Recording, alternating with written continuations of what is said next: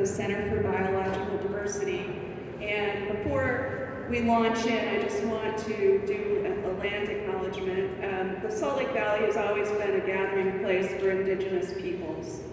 We acknowledge that this land, which is named for the Ute tribe, is the traditional and ancestral homelands of the Shoshone, Paiute, Goshute, and Ute tribes, and it is a crossroad for indigenous peoples.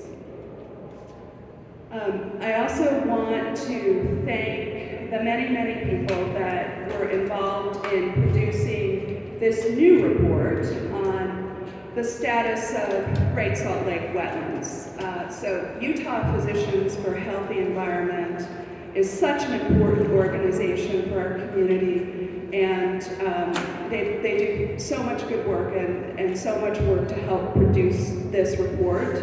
The authors of this new report are Dr. Brian Mensch, Joan Gregory, Becky Burridge, and myself. But lots of people contributed to the original research. So the reason that we're here today is because last year we issued a report, and that report from last year found that 53,000 acres of Great Salt Lake Basin wetlands are jeopardized by actions that the Utah legislature is enabling through something called the Utah Inland Port Authority. So the Utah Inland Port Authority right now is poised to be the single greatest destructive force harming Great Salt Lake Basin wetlands of anything. I mean, there's nothing else out there that's poised to inflict so much harm. So since we issued this report a year ago, in the ensuing 12 months, the number of acres, wetland acres, jeopardized by inland port activity has increased. So last year it was 53,000 acres in jeopardy. This year it is 77,000 acres. And the reason for that is that the inland port is expanding project areas throughout the Great Salt Lake Basin and actually throughout the state. But here today we're talking about Great Salt Lake Basin wetlands. So again, I'm going to say it again. The legislatively controlled Utah Inland Port Authority is poised to give hundreds of millions of dollars in tax breaks to private businesses to harm over 77,000 acres of Great Salt Lake Basin wetlands. This is a choice that our elected officials are making to use our tax dollars to impair our environment, to destroy and harm wetlands, and the consequences of that we'll discuss here today. It's very dire, and you all know that Great Salt Lake is in tremendous jeopardy. This kind of wetland destruction instigated by the legislature makes all of those problems worse. So I'm just going to go through very briefly what's happening in some of these inland port locations. So in the Tooele Valley, and we have a leader from Tooele who's going to speak to this more specifically, there are inland port project areas that are posed to destroy 12,000 acres of high-functioning wetlands. One of these project areas is literally next to Great Salt Lake. All of the project areas are within the boundary line that the state has set with the Great Salt Lake Watershed Enhancement Trust for wetland protection. The problem with what's happening in the Tooele Valley is that the Tooele Valley is out of water. They're the fastest growing county in the state, and they do not have the water to support that growth. And then here comes the state of Utah fast-tracking industrial development in Tooele Valley wetlands. It's a recipe for disaster. And it could, in fact, trigger water development like the Bear River that people are very concerned about with good cause, it could trigger that, which then further diminishes water available to Great Salt Lake. So the Tooele Valley situation is like a ticking time bomb of a water catastrophe that could totally take us in the wrong direction in terms of saving the lake. So that's Tooele. In Weber County, 9,000 acres that are in between two waterfowl management areas are slated to be paved over and developed. The state has invested millions and millions of dollars in those waterfowl management areas, and they're about to hurt their investment by destroying wetland habitat next door, which will of course have a ripple effect on those state-managed areas. In Spanish Fork, next to Utah Lake, the Inland Port Authority has expanded that project area so that it runs right up against the edge of Utah Lake and is about a mile from June sucker habitat recovery areas. So the June sucker is a species of fish that was listed under the Endangered Species Act, and it was downlisted, which is a success story, in 2021. And now here comes the state of Utah incentivizing and fast-tracking industrial development next to an area that they've invested millions of dollars, and millions have been spent on June sucker recovery.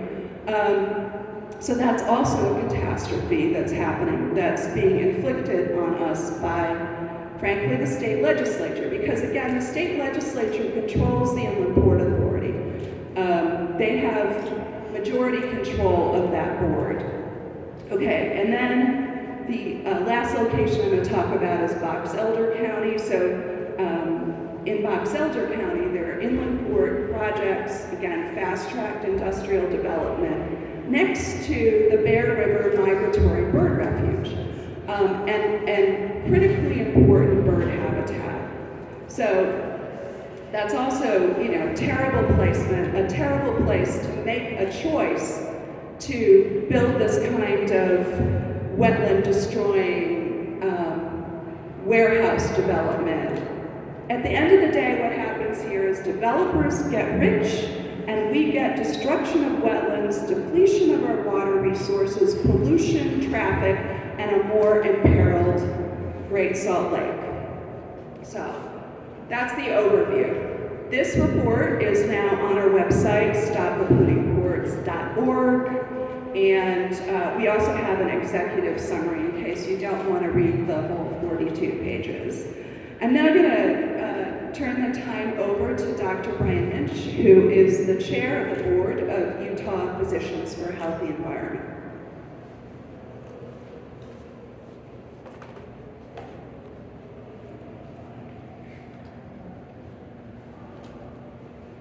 Thanks, Nita. Ever since its inception in 2018, Utah Inland Port Authority, or UPHE, has operated under a cloud of opposition from the public and suspicion that its activities will not serve the public interest. UPHE's creators boasted they were building the plane while flying it. Not exactly the way to evoke confidence that the legislature had vetted the idea or considered its consequences. Concerns over dense pollution, truck traffic, and climate impacts generated by the port prompted multiple events of civil disobedience at its early public meetings. A poll taken about a few months after the legislation was passed showed already a majority of Salt Lake Valley residents opposed the idea. We're sure that that opposition has only grown since. Conflicts of interest with legislators, a revolving door with UPHE's director and board members, poor fiscal practices, and a collapse of the justification for its signature acquisition, land lease for a Salt Lake City translocating facility, have all culminated in UPHE reinventing itself. But is UPHE 2.0 any better than the original? Its current strategy of offering taxpayer-subsidized port sites to multiple local jurisdictions throughout the state, many along the Wasatch Front, some of which are directly on top of or nearby Great Salt Lake wetlands, only deepens the disconnect between UPHE's actions and the reality that we live in a desert with limited water source resources, with, to use a metaphor from one of our own legislators, a ticking environmental nuclear bomb of a disappearing Great Salt Lake, and that we live in a geographic bowl and have a serious air pollution problem already. UPHE 2.0 is only deepening the disconnect between its unrealistic plans and the common good of Utah's citizens and taxpayers. UPHE frequently makes the vague claim that something like this: development in these areas is inevitable, and with their involvement, the end result is better environmental protection. But building and construction in wetland areas is costly, and necessary infrastructure is usually non-existent. Without public subsidy, these areas are not likely to become industrialized or otherwise developed, certainly not at the frenetic pace that UPHE has engineered, if ever. More alarming has been UPHE's subsidizing the creation of project areas that will likely be primarily massive distribution warehouse farms positioned close to or on top of Great Salt Lake wetlands. Since our previous report from a year ago, UPHE has expanded the size and number of project areas such that now over 77,000 acres of wetlands will be impaired or could be even destroyed by UPHE projects in Tooele, Spanish Fork, Box Elder, and Weaver counties. Wetlands are an essential component of the Great Salt Lake ecosystem, hydrologically connected to the lake itself. State lawmakers talk as if they understand the imperative of saving Great Salt Lake, but at the same time, through UPHE, they are using taxpayer money to subsidize its disappearance. Natural wetlands are resources that cannot be duplicated by wetland banking or creating artificial wetlands elsewhere. They are an essential resource for wildlife, as will be talked about later. They filter and sequester contaminants like heavy metals and toxic chemicals from water. They neutralize excess nutrients like nitrogen and phosphorus. They serve as highly effective carbon sinks, helping to mitigate the climate crisis. But a dried up lake and its wetlands are potent emitters of greenhouse gases. Last week, 2.5 million people who live on the Wasatch Front were smothered by one of our classic winter inversions.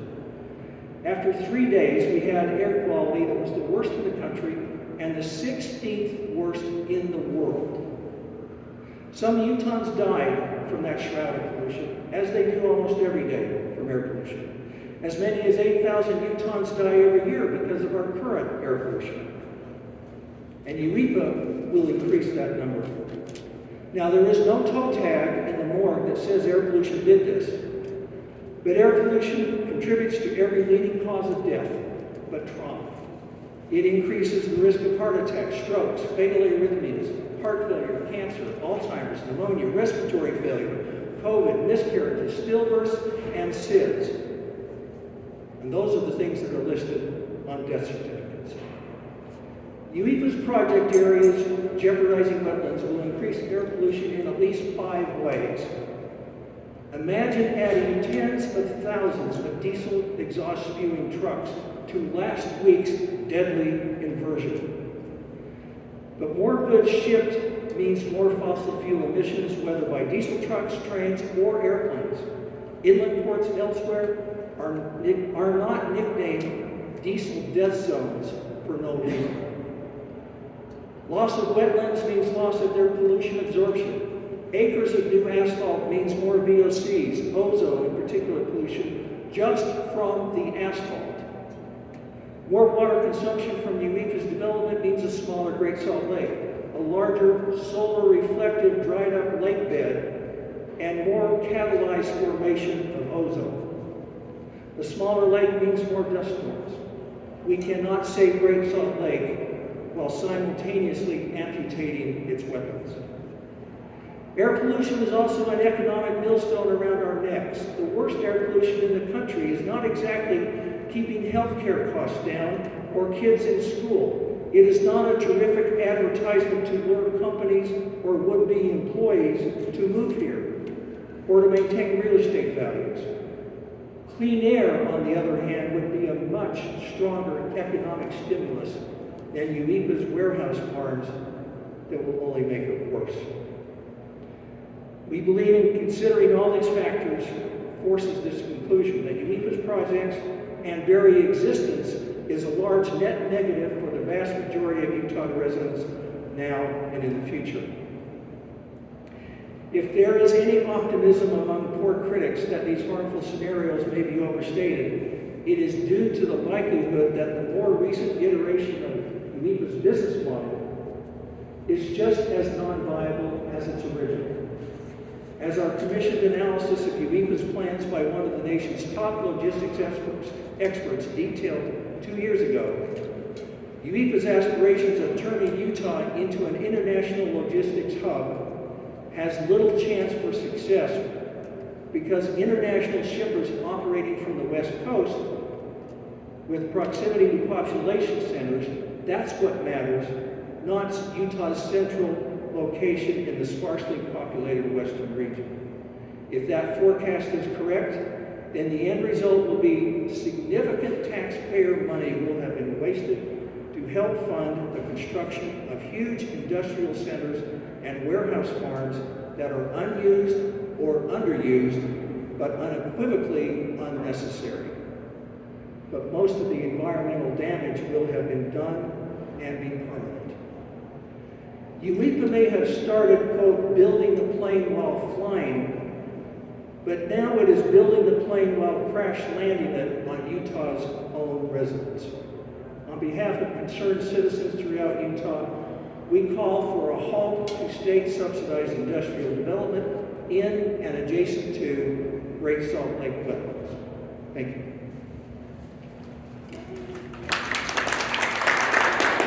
Thank you, Dr. Mitch. Now we're going to hear from Kaylee Pappas.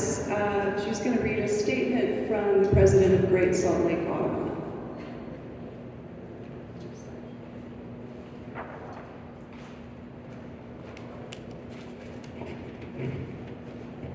Thanks, Stephen. And these comments were written by Heather Dove, and I thank her for her wise words. Good afternoon. The public is very concerned and dismayed about the 77,000 acres of wetlands and uplands that are currently threatened by inland port developments in the Great Salt Lake Basin. It is well known that Great Salt Lake is a world-class destination for birds migrating along the Pacific Flyway, especially for those that migrate along the interior portion of the flyway in the Intermountain West. The lake attracts an estimated 12 million birds annually because of its specialized and diverse habitat that offers shelter and an abundance of food for many species of shorebirds during critically important times of year. It should be noted that shorebirds are declining to a greater extent than most other avian taxa around the world. In North America alone, populations have declined over 70% since 1970. Habitat loss has been one of the huge drivers of this decline. So the Great Salt Lake is ever more essential to the survival of these shorebirds as saline lakes in the western United States continue to shrink and dry up. The Intermountain West Shorebird Survey, conducted by multiple state and federal agencies and environmental groups over the last 3 years, has found that Great Salt Lake is even ever more critical for these birds' survival. As declining populations are reported at other saline lakes, the survey has found that a staggering 50+% of migratory shorebirds in the Western Hemisphere now visit the Great Salt Lake. And it is the shorebirds such as avocets, stilts, sandpipers, phalaropes, godwits, curlews, and plovers that will be most devastated if the playas, mudflats, and ephemeral wetlands along the shores of Great Salt Lake are destroyed by development. The Utah Inland Port Authority professes that they will protect the wetlands, but they are unfortunately adhering to only the narrowest of wetland definitions, which would include all the seasonally wet areas. That is, the type of wetlands that make up the majority of wetlands throughout the western United States. Furthermore, there are indications that UIPA will resort to swapping out parcels from the wetland mitigation banks as a substitution for many of the wetlands that will be destroyed with the planned development. But it is now well known that use of mitigation banks is not a good conservation strategy, as it results in a net loss of wetland habitat. To date, UIPA has only made plans to contribute to the conservation of some waterfowl habitat. Waterfowl such as ducks, it should be noted, are ubiquitous throughout most of the United States and do not require specialized food and habitat. Meanwhile, there are currently no plans to protect shorebird habitat, which is the very element of the Great Salt Lake ecosystem that make it so special. As I stated earlier, no less than half of the western United States shorebirds rely on the wetlands and plaias along the shores of Great Salt Lake. We have more Wilson's phalarope and snowy plover than any other wetland complex in the interior west. As 77,000 acres of wetlands are removed from the Great Salt Lake ecosystem by the inland port, these populations will be at significant risk of collapsing. The extensive development of port infrastructure on wetlands will lead to more petitions for endangered species listing, which will likely be found warranted. Utah will be inviting more federal oversight into our state, a situation our state leaders have deemed unacceptable. Over the last several decades, the Great Salt Lake ecosystem has been suffering from death by 1,000 cuts. However, the proposed development of the inland ports around the lake will surely deal a mortal axe blow. It is bitterly ironic that these wetlands will be destroyed by state-sanctioned, taxpayer-funded development, while at the same time Utah is spending many millions of taxpayer dollars to purportedly save the Great Salt Lake and its natural treasures. We believe that mudflats, plaias, and other ephemeral wetlands should be protected and conserved, not paved over nor destroyed.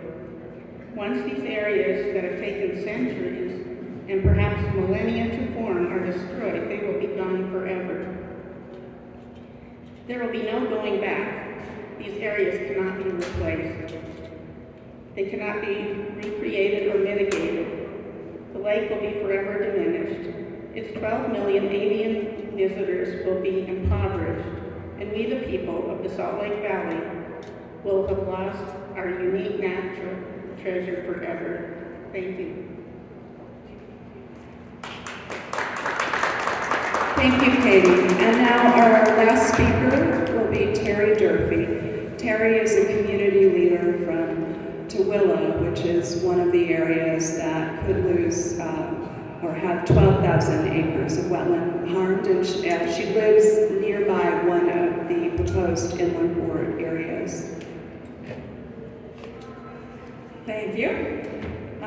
As she said, my name is Terry Durfee, and I'm a lifelong Tooele County resident. I would like to check in with how the Utah Inland Port Authority is doing.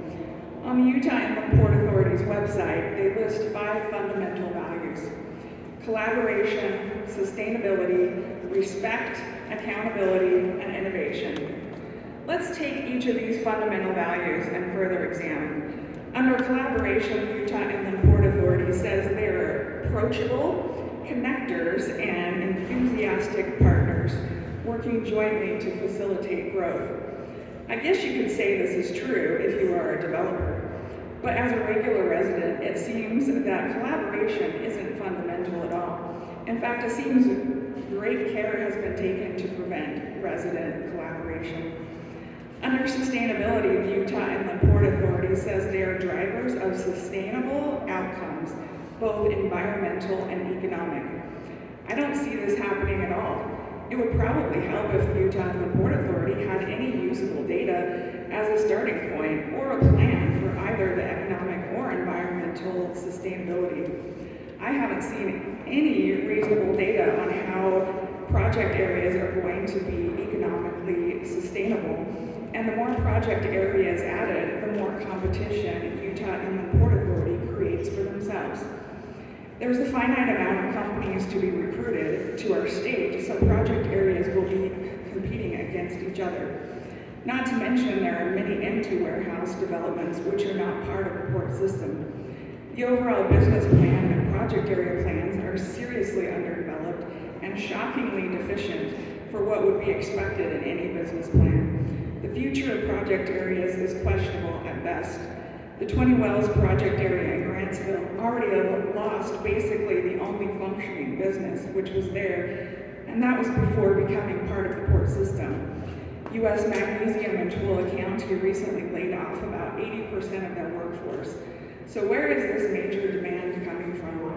The Utah Inland Port Authority still has not done studies they've committed to on multiple occasions, including in a contract with Salt Lake City. How do you protect what you don't know? Development in project areas show no signs of sustainable processes. Construction has been haphazard and disruptive, with truck trips, dust, noise, pollution, etc., and it is only the beginning. Warehouses are being built just as they were 30 or more years ago. Alternate energy is non-existent or not visible. Grass is being added. Storm drainage handling is antiquated, and wetlands are literally being paved over by asphalt. Utah is the second driest state in the country, and impacts of project areas and water resources hasn't seemed to be much of a concern for the Utah Inland Port Authority. I live in Tooele County, and we rely on wells for our water. There are multiple examples of wells already drying up and becoming unusable due to increased salinity, and neither of the project areas are even close to being fully developed. The water issues could not only be catastrophic to Tooele County, but could contribute significantly to the drying up of Great Salt Lake. The Tooele Valley project area is developing on wetlands and is incredibly close to Great Salt Lake. Water isn't just a Utah issue. Inland port areas in other states without the dryness issues we have are encountering serious complications because of the intense water demands.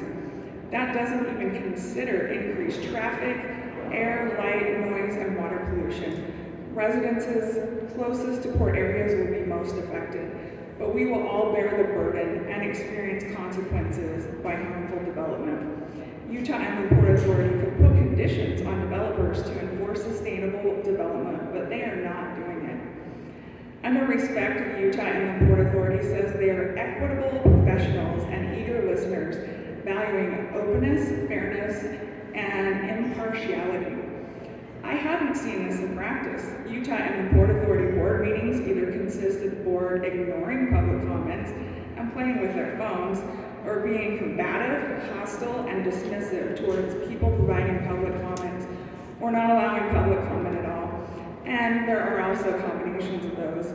Utah Inland Port Authority has demonstrated they only want to hear words praising them and nothing that questions anything, even when questions are logical and well thought out.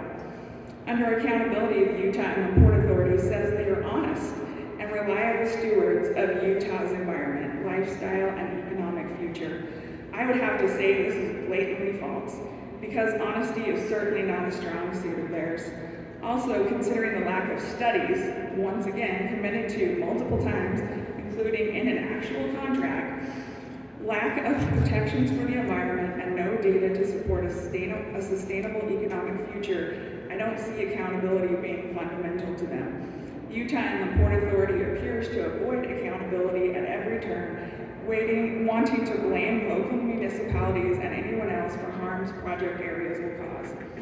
Under innovation, the Utah Inland Port Authority says they are action-oriented thought leaders on the forefront of industry technology.